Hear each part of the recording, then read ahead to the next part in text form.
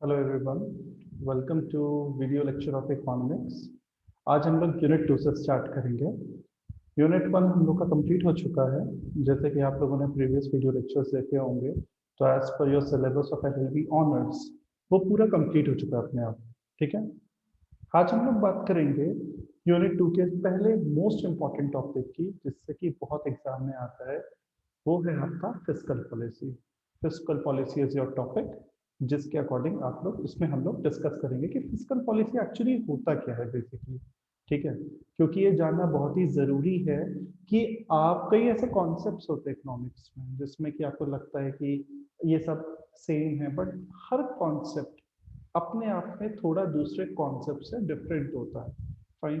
कई टाइप्स की पॉलिसीज होती हैं, कई टाइप्स की टैक्सेशन होते हैं, so many types of things जिसको बच्चे जनरली कंफ्यूज कर लेते हैं। तो हम उन सारे कॉन्सेप्ट को बहुत क्लियर करेंगे ताकि आपको डिफरेंस पता चले कि ये कॉन्सेप्ट एग्जैक्टली क्या कह रहा है और दूसरा कॉन्सेप्ट क्या कह रहा है और फर्क क्या है।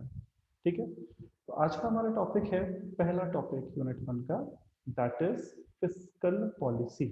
कि फिस्कल पॉलिसी होती क्या है। ठीक है। अब देखिए, जैसे कि इसमें लिखा है, fiscal policy is the means by which a government adjust its spending level. सरकार अपने खर्चों को, यानी कि जो खर्च कर रही है, किसके लिए खर्च कर रही है? देश के लोगों के लिए। क्योंकि भाई अगर वो हमसे टैक्स कलेक्ट करती है तो टैक्स से सरकार को रेवेन्यू होता है, और रेवेन्यू से सरकार देश को वो क्या कहते हैं, देश के लिए काम करती है। ठीक है।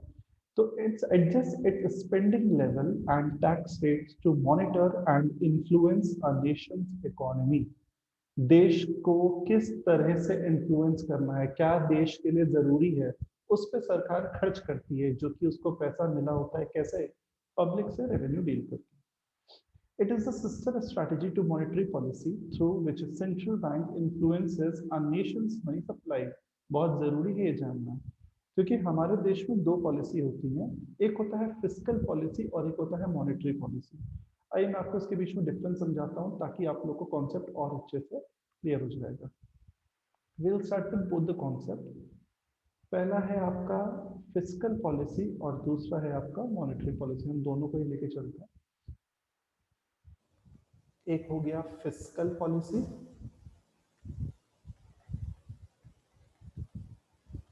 और दूसरा हो गया आपका, लाइन खींचते हैं हमने, मॉनेटरी पॉलिसी।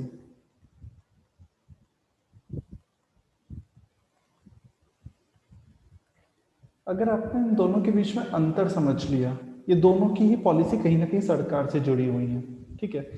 फिस्कल पॉलिसी वो पॉलिसी होती है जो गवर्नमेंट के द्वारा बनाती है, यानी कि पहला अगर हम इसमें डिफरेंस देखें तो इसे कौन बनाता है? गवर्नमेंट बनाता है। गवर्नमेंट के द्वारा, गवर्नमेंट के द्वारा यानी कि done by government. By government ये बनाई जाती है। ये बाय, ये सरकार नहीं बनाती है, ये केंद्र बैंक यानी कि जो सेंट्रल बैंक है हमारे देश का, यानी कि आरबीआई, ये बनाता है। ठीक है। फिस्कल का मतलब होता है ये दो चीजों से बनता है। सरकार बनाती है, कैसी पॉलिसी होती है? सरकार जो बजट बनाता है, बजटरी, और जो सरकार टैक्स लगाती है हमारे देश में, दो टाइप के टैक्स लगाती है। एक होता है आपका डायरेक्ट टैक्स, एक होता है आपका इनडायरेक्ट टैक्स। यही दो तो होता है, तीसरा तो कोई होता नहीं है। ठीक है। तो बजट और टैक्सेशन, ये जो दो टाइप हैं, इसको ध्यान में रखते हुए सरकार जो पॉलिसी बनाती है, उस पॉलिसी को हम कहते हैं फिस्कल पॉलिसी। क्या कहते हैं? Fiscal policy. या 100 बात की एक बात हम ये भी कह सकते हैं कि फिस्कल जो शब्द है वो इन दोनों के कॉम्बिनेशन से बनता है, बजटरी और टैक्सेशन से। ठीक है।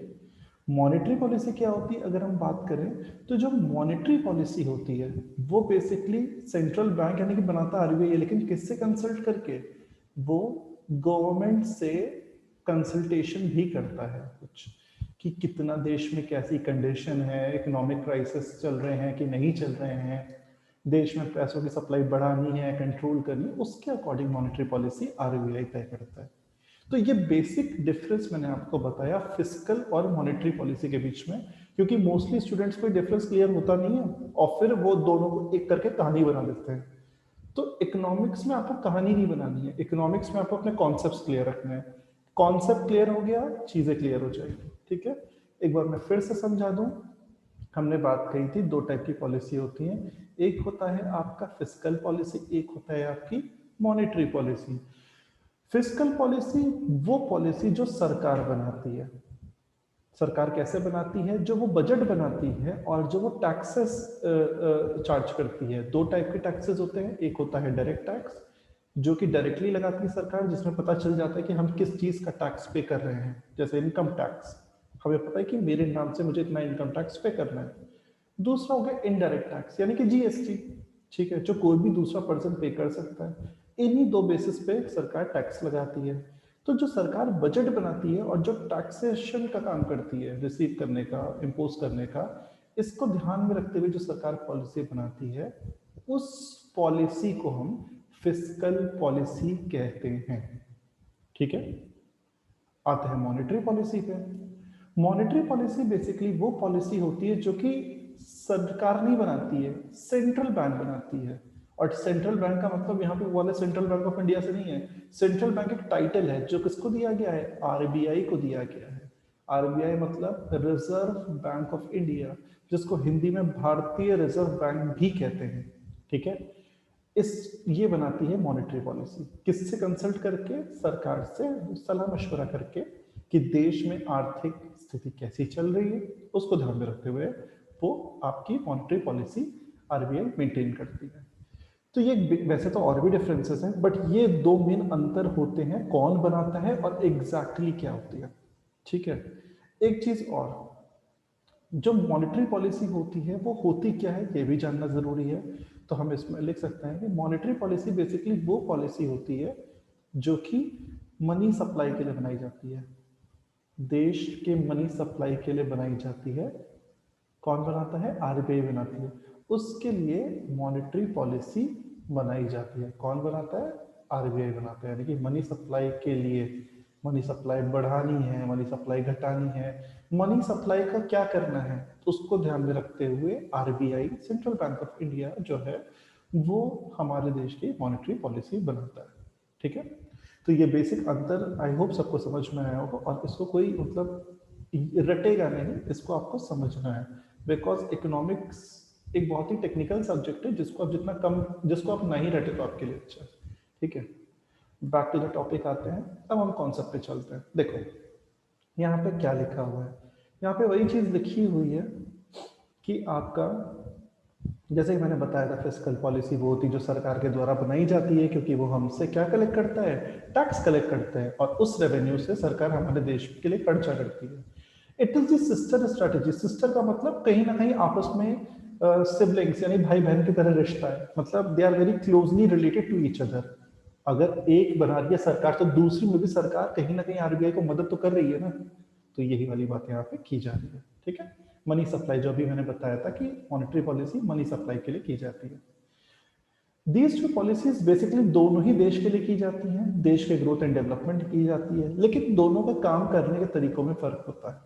ठीक है, जैसे कि सेकंड पैराग्राफ में लिखा है कि जो फिस्कल पॉलिसी होती है उसमें सरकार के डिसीजंस इन्वॉल्व होते हैं कि सरकार क्या काम कर रही है, कैसे काम कर रही है, किस तरह से कलेक्शन ऑफ रेवेन्यू। ये रेवेन्यू कहाँ से आता है? जो सरकार टैक्स लगाती है, टैक्स इम्पोज करती है। कौन? गवर्नमेंट।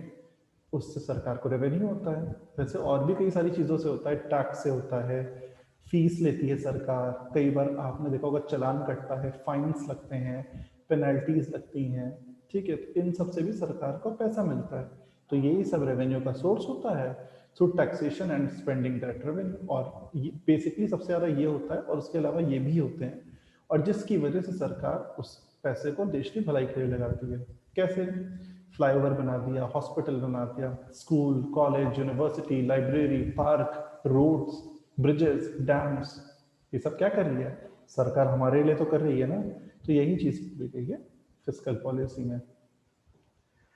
आगे देखिए लिखा है, it is often contrasted with monetary policy in which a central bank, जो कि यूएस का ये है और हमारे देश का आरबीआई है, वो इंटरेस्ट रेट सेट करता है और मनी सप्लाई सेट करता है। यानी कि जैसे मैंने अभी बताया था प्रीवियस, जो मैंने व्हाइट बोर्ड पे आपको भी समझाया था थोड़ी देर पहले, कि मॉनेटरी पॉलिसी आरबीआई के द्वारा होती है हमारे देश में, जो कि सेंट्रल बैंक है, क्योंकि वो मनी सप्लाई से डीलिंग करता है कि देश में पैसे यानी कि मुद्रा की कितनी आपूर्ति होनी चाहिए, कितनी सप्लाई होनी चाहिए।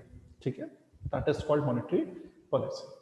तो ये बेसिक एक डिफरेंस जरूरी था जानना आप लोगों का कि फिस्कल और मॉनेटरी पॉलिसी में क्या अंतर होता है। सबसे पहला जो प्रॉब्लम बच्चे करेंगे, फिस्कल, FISCAL, फिस्कल होता है, बच्चे से फिजिकल लिख देते हैं। ठीक है, तो ये सब बेसिक जो गलतियां हैं ये ना दोहराए तो अच्छा होगा। ठीक है, आगे बढ़ते हैं, नेक्स्ट उसमें आते हैं टॉपिक में।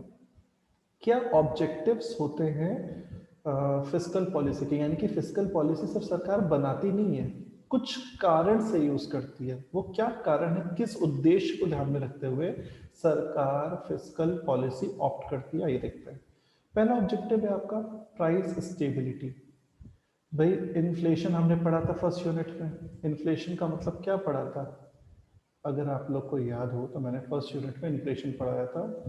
तो इन्फ्लेशन में मैंने यही बताया था कि इन्फ्लेशन की जड़ क्या है, सबसे बुरी चीज इन्फ्लेशन में क्या है कि प्राइस बढ़ते रहते हैं। यही तो होता है इन्फ्लेशन में। तो प्राइस को कंट्रोल करना, एक स्टेबिलिटी लाना, दैट इज कॉल्ड, पहला ऑब्जेक्टिव है कि हम फिस्कल पॉलिसी, हम मतलब सरकार फिस्कल पॉलिसी बनाती है। Both sharp price and sharp fall in general price level are not desirable. ध्यान रखिएगा, सिर्फ प्राइस बढ़ना ये अच्छी चीज नहीं है, प्राइस का बहुत ज्यादा घटना भी दिक्कत है। यानी कि इन दोनों कंडीशन में, अगर प्राइस बहुत बढ़ रहा है या प्राइस बहुत घट रहा है, इन दोनों ही कंडीशन में देश को नुकसान झेलना पड़ेगा। क्या झेलना पड़ेगा? लॉस झेलना पड़ेगा। तो ये दोनों ही कंडीशंस हमारे लिए अच्छी नहीं है। इसके लिए गवर्नमेंट क्या करती है, फिस्कल पॉलिसी पे ऑब्वियसली बातें काम करेगी। और कैसे काम करेगी? वो फिस्कल पॉलिसी पे काम करती है ताकि जो भी गुड्स एंड सर्विस हैं, दो ही चीजें होती है देश में, गुड्स एंड सर्विस, इसके अलावा तीसरी चीज तो होती नहीं है। वो कंज्यूमर और प्रोड्यूसर दो लोग होते हैं, एक होता है खरीदने वाला यानी कि उपभोक्ता, एक होता है जो बेचने वाला, जो बना के बेचता है। ये दो पार्टीज होती हैं। सरकार को तो टैक्स दोनों ही दे रहे हैं, एक तो दे नहीं रहा है, तो सरकार इनके लिए भी सोचती है और इनके लिए भी सोचती है। इन दोनों को ध्यान में रखते हुए इस तरह से पॉलिसी बनाती है ताकि प्राइस जो है, इन दोनों के बीच का जो मेन फैक्टर है, ये स्टेबल रहे, ताकि ये भी खुश और ये भी खुश। देखो मैंने स्माइल बना दिया। ठीक है, तो कहने का मतलब क्या है? कहने का मतलब यहाँ पर यही है कि प्राइस को कंट्रोल करना काम होता है मॉनेटरी पॉलिसी का। ये पहला ऑब्जेक्टिव होता है। Second, economic growth. Economic growth का मतलब क्या होता है? इकोनॉमिक ग्रोथ का मतलब भी बहुत इंपॉर्टेंट ऑब्जेक्टिव होता है फिस्कल पॉलिसी का। क्यों? क्योंकि जितना ज्यादा ग्रोथ होगा उतना ही ज्यादा देश में रोजगार होगा। देखो लिखा भी हुआ है, जितना ज्यादा ग्रोथ होगी उतनी अपॉर्चुनिटीज बढ़ेंगी, अपॉर्चुनिटीज बढ़ेंगी तो आपका एम्प्लॉयमेंट क्रिएट होगा, एम्प्लॉयमेंट क्रिएट होगा तो इनकम आएगी, इनकम आएगी तो इन्वेस्टमेंट होगा, सॉरी सेविंग्स करेंगे लोग, सेविंग करेंगे तो इन्वेस्टमेंट होगा, इन्वेस्टमेंट करेंगे तो और ग्रोथ होगी। तो एक तरीके की साइकिल चलती है। ठीक है ना? तो ये जरूरी है इकोनॉमिक ग्रोथ करना, क्योंकि अगर आप इकोनॉमिक ग्रोथ नहीं करेंगे तो आपका दिक्कत हो जाएगी देश को। इसलिए अनएम्प्लॉयमेंट की प्रॉब्लम को सॉल्व करने के लिए जरूरी है कि हमें प्राइस स्टेबिलिटी के साथ साथ और भी काम करना चाहिए। देखो यहाँ पे लिखा भी हुआ है, the developed countries like United States of America, UK, Japan, इन सब ने एक्चुअली बहुत ज़्यादा ध्यान दिया इकोनॉमिक ग्रोथ रेट पे। उन्होंने साफ साफ ये कहा कि सिर्फ कंजम्पशन करने से काम नहीं चलेगा, सेविंग, टेक्नोलॉजिकल ग्रोथ, ये सब पे भी काम करना पड़ेगा, जिससे देश पे ओवरऑल इकोनॉमिक ग्रोथ होगा। बात समझ में आई? यानी कि सिर्फ ये कह देना कि नहीं ऐसा हो जाएगा, नहीं, आपको इन सारे मुद्दों पे काम करना पड़ेगा जो मुद्दे यहाँ पे बोले गए हैं, consumption, saving, technological and other factors. इन सब पे काम करेंगे तो देश ग्रो करेगा और देश की कई सारी समस्याओं से देश को निदान, मतलब क्या कहते हैं, मुक्ति मिल जाएगी। ठीक है, बहुत सारी प्रॉब्लम्स देश की कम हो जाएंगी, सॉर्ट आउट हो जाएंगी। राइट, तो ये था सेकंड। नेक्स्ट आता है नेक्स्ट है आपका रिसोर्स एलोकेशन। रिसोर्स एलोकेशन पे देखो next objective, resource allocation refers to the assigning the value, assigning the available resources of the economy। Basically देश में कितना रिसोर्स है और हम उस रिसोर्स का किस तरीके से इस्तेमाल कर रहे हैं, ये बहुत ज़रूरी है। किसी भी देश में दो टाइप के रिसोर्स होते हैं, एक होता है आपका नेचुरल रिसोर्स और दूसरा होता है ह्यूमन रिसोर्स। अगर हम अपने देश की बात करें यानी कि इंडिया की बात करें, तो मैं बता दूं आप लोगों को कि India is very lucky country. Bharat Bharat एक बहुत ही कह सकते हैं भाग्यशाली देश है। क्यों? क्योंकि यहाँ पर जितने प्राकृतिक स्रोत हैं, दैट इज नेचुरल रिसोर्स, उतने ही ह्यूमन रिसोर्स हैं। हम लोग वर्ल्ड का सेकंड नंबर पर हैं पॉपुलेशन के पॉइंट ऑफ व्यू से, जनसंख्या आफ्टर चाइना, और जिस स्पीड में जा रहे हैं कुछ दिनों बाद चाइना को भी पीछे कर देंगे।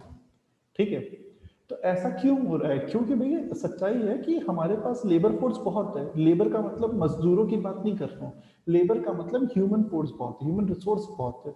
और नेचुरल रिसोर्स हमारे पास अथाह में है। हमारे यहाँ पहाड़ भी है, हमारे यहाँ जमीन भी है, हमारे यहाँ जंगल भी है, हमारे नदियाँ भी हैं। Everything we are having. ऐसी कौन सी चीजें जो इंडिया में नहीं है? सारे नेचुरल रिसोर्स, डेजर्ट्स भी हैं, मैंग्रोव्स भी हैं, सी भी है, रिवर्स भी हैं। एवरीथिंग पूरे वर्ल्ड की समरी इंडिया में दे दी गई है। ये बात मैं इसलिए नहीं कह रहा हूँ कि बीइंग इंडियन, ये बात हम इसलिए कह रहे हैं क्योंकि ये चीजें हैं, फैक्ट्स हैं। ज्योग्राफिकली आप इंडिया को देखें तो इंडिया में सब चीजें, तो नेचुरल रिसोर्स में भी इंडिया बहुत अच्छा है। और पॉपुलेशन में तो सेकंड नंबर पे है वर्ल्ड की सबसे ज्यादा पॉपुलेशन वाला देश। तो जब हमारा रिसोर्स सही है तो हम अपने रिसोर्स को इस तरह से यूज करें कि नेचुरल रिसोर्स और ह्यूमन रिसोर्स दोनों 100% यूज हो और ये देश के ग्रोथ में काम आए। लोगों का भी फायदा हो, देश का भी फायदा हो।